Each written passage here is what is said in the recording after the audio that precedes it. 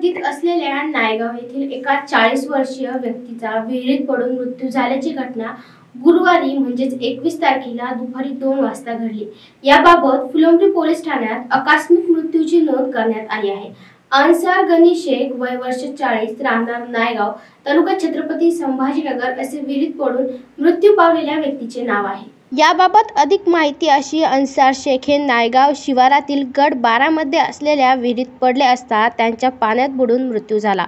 परिसरातील ग्रामस्थांनी सदर घटनेची माहिती फुलंब्री पोलिसांना दिली असता पोहेका अनंत पाचांगे यांनी घटनास्थळी जाऊन ग्रामस्थांच्या मदतीने मृतदेह विहिरीतून काढून फुलंब्री येथील ग्रामीण रुग्णालयात पोस्टमॉर्टमसाठी दाखल केला। या अपघाताची फुलंब्री पोलीस ठाण्यात आकस्मिक मृत्यूची नोंद करण्यात आली आहे। या पुढील तपास संजय सहाने यांच्या मार्गदर्शनाखाली पोहेको अनंत पाचांगे हे करत आहे। Bureau report AN news Chhatrapati Sambhajinagar.